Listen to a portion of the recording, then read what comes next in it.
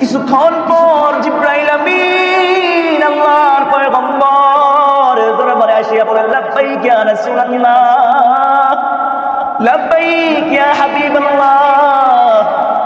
আপনার দরবারে, আপনার দরজার সামনে আজরাইল দাঁড়ায় রয়েছে, আপনার কাছে অনুমতি চায়।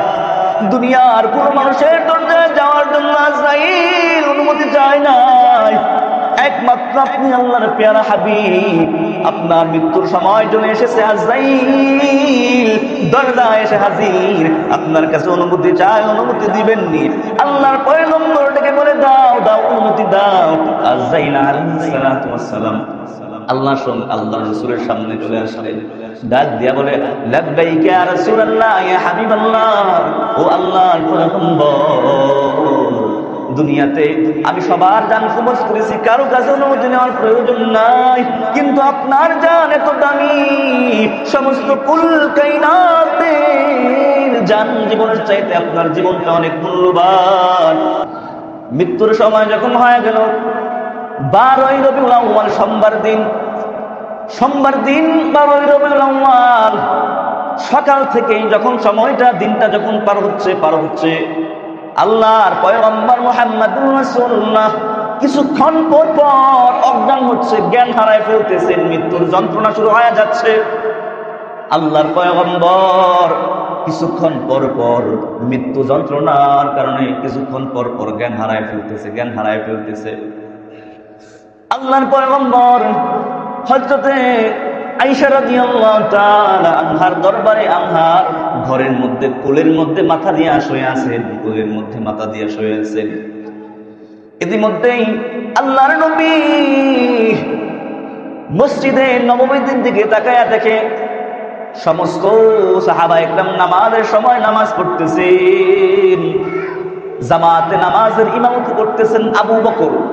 আল্লাহর নবী হাসতেছেন, জীবনের শেষ হাসি, কিছুক্ষণ পর তিনি দুনিয়ার জমিন থেকে বিদায় নেবেন, জীবনের শেষ হাসি নবী হাসতেছেন। নবীজির আনন্দরত অবস্থা দেখে সাহাবায়ে কেরাম নামাজ ভেঙে ফেলবে এমন অবস্থা, তারাও আনন্দিত হয়ে গেছে। আল্লাহর পয়গম্বর ডাক দিয়ে বলে, ও সাহাবা, না, নামাজ ছাড়বা না, নামাজ চালাও। আল্লাহর রাসূল বড় খুশি হয়ে গেলেন, পর্দা টান দিয়ে এইসব দৃশ্য দেখতেছিলেন, মুহূর্তের মধ্যেই পর্দাটা সরাইয়া দিলেন। কিছুক্ষণ পর জিবরাইল আমিন আল্লাহর পয়গম্বর দরবারে আসিয়া বলেন, লাব্বাইক ইয়া রাসূলুল্লাহ, লাব্বাইক ইয়া হাবিবাল্লাহ। আপনার দরবারে, আপনার দরজার সামনে আজরাইল দাঁড়ায় রয়েছে, আপনার কাছে অনুমতি চায়। দুনিয়ার কোন মানুষের দরজায় যাওয়ার জন্য আজরাইল অনুমতি চায় নাই, একমাত্র আপনি আল্লাহর পেয়ারা হাবিব। আপনার মৃত্যুর সময় চলে এসেছে, আজরাইল দরজায় এসে হাজির, আপনার কাছে অনুমতি চায়, অনুমতি দিবেননি। আল্লাহর পয়গম্বর ডেকে বলে, দাও দাও, অনুমতি দাও। আজরাইল আলাইহিস সালাতু ওয়াস সালাম আল্লাহর রাসূলের সামনে চলে আসলেন, ডাক দিয়া বলে, লাব্বাইক ইয়া রাসূলুল্লাহ, ইয়া হাবিবাল্লাহ, ও আল্লাহর পয়গম্বর, দুনিয়াতে আমি সবার জান কবজ করেছি, কারো কাছে অনুমতি নেওয়ার প্রয়োজন নাই, কিন্তু আপনার জান এত দামি, সমস্ত কুল কায়নাতের জান জীবনের চাইতে আপনার জীবনটা অনেক মূল্যবান। আল্লাহ আপনাকে ইচ্ছা দিয়েছেন, যদি আপনি চান দুনিয়ার জমিনে আরো থেকে থাকতে পারেন, আপনার হায়াত দেওয়া হবে, আপনাকে মৃত্যু দেওয়া হবে না, আপনি মরবেন না। যদি আপনি চান তাহলে দুনিয়া জমিন থেকে ছেড়ে চলে যেতে পারেন। এখন আপনার ইচ্ছা, আপনি যদি চান আমি দুনিয়াতেই থাকবো, আবার যদি চান না আমি আল্লাহর দরবারে চলে যাব। আল্লাহর রাসূল বলে, আল্লাহুম্মা রাফিকাল আ'লা, আল্লাহ তুমি আমাকে উত্তম সঙ্গী হিসাবে হয়ে যাও, আল্লাহ তুমি তোমার সঙ্গী বানায়া নাও। আজরাইল আলাইহিস সালাতু ওয়াস সালামের কথা শোনার সঙ্গে সঙ্গে আল্লাহর পয়গম্বর জিবরাইল আমিনের দিকে তাকায় বলে, ও জিবরাইল, কি করব? আমার উম্মতের জন্য এত মায়া, এত দয়া, আমার উম্মতের কথা মনে হয়, আমার দুনিয়া ছাড়তে মনে চায় না। ও আজরাইল কি করব? ও জিবরাইল কি করব? জিবরাইল আমিন ডাক দিয়ে বলতেছে, পয়গম্বর, আল্লাহ আপনার সঙ্গে সাক্ষাৎ করার জন্য অপেক্ষায় আছে। ও নবী, আল্লাহ আপনার সঙ্গে দেখা করার জন্য, সাক্ষাৎ করার জন্য অধীর আগ্রহ নিয়া আল্লাহ আরশের মহল্লায় বসে আছে। কখন আপনার মৃত্যু হবে, কখন আল্লাহ আপনার সঙ্গে দেখা করবে। সুবহানাল্লাহ। আল্লাহ রাসূল সাল্লাল্লাহু আলাইহি ওয়াসাল্লাম এই কথা শোনার সঙ্গে সঙ্গে বললেন, আল্লাহুম্মা রাফিকাল আলা, আল্লাহ তুমি তোমার সঙ্গী বানায়া নাও, সঙ্গী বানায়া নাও। আজরাইলকে বলতেছে, আজরাইল আমার জান কবজ করে নাও, জান কবজ করে নাও। আমি আর দুনিয়াতে থাকতে চাই না, আমি আমার বন্ধু রবের আল্লাহর সঙ্গে মুলাকাত সাক্ষাৎ করতে চাই। সুবহানাল্লাহ। আল্লাহর রাসূল মৃত্যুর জন্য প্রস্তুত হয়ে গেলেন। আজরাইল সামনে আসতেছে, সামনে আসতেছে। আজরাইল বলে, ইয়া রাসূলুল্লাহ আমি আপনার জান কবজ শুরু করলাম। আজরাইল আলাইহিস সালাতু ওয়াস সালাম আল্লাহর পয়গম্বরের বুকের মধ্যে, সিনা মুবারকের মধ্যে হাত রাখলেন। আল্লাহ রাসূল মনে বললেন, এত কষ্ট হচ্ছে, মনে হয় বড় বড় পাহাড়গুলো আমার বুকের মধ্যে চাপা দিয়ে ধরে রাখছো তুমি। আজরাইল আমি ডাক দিয়ে বলে, ইয়া রাসূলুল্লাহ, ইয়া হাবিবাল্লাহ, দুনিয়ার সবচেয়ে কম শাস্তি আপনাকে দেওয়া হলো।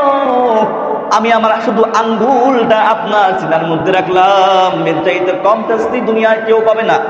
আপনাকে এর চাইতে যত কম শাস্তি দেওয়া যায়, যত কম শাস্তি তো নয়, বরং আর যে কষ্ট দেওয়া যায় সেই কষ্টটা আমি আপনাকে দিলাম।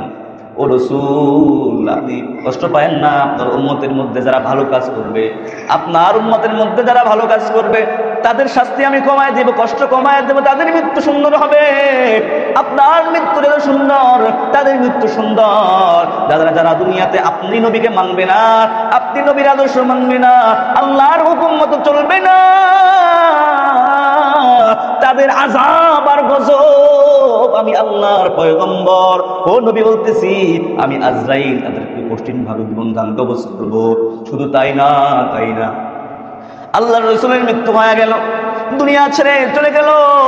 তাফসীরে ইবনে কাসির, তাফসীরে তাবারির মধ্যে বলে, আসমান কান্না করতেছে, ফেরেশতারা কান্না করতেছে, দুনিয়ার কুল কায়নাত কান্না করতেছে। আসমানের মধ্যে বড় একটা আলোকময়, আলোক উজ্জ্বল হয়, আবার নিভে গেল। ফেরেশতারা ডাক দিয়া বলে, এই দুনিয়াতে একটা সূর্য ছিল, যেই সূর্যের কারণে আমরা দুনিয়াতে নেমে আসতাম, ওই সূর্যটা দুনিয়া থেকে চলে গেল, ওই সূর্যটা মৃত্যুবরণ করলো।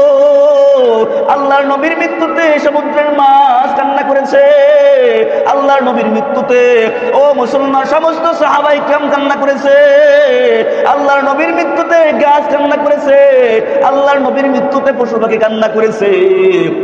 শুধু তাই না, জিবরাইল আমিন কান্না করে দিয়েছে, সমস্ত মানব জমিনের মানুষগুলো কান্না করতেছে, নবী দুনিয়ায় নাই, নবী দুনিয়ায় নাই।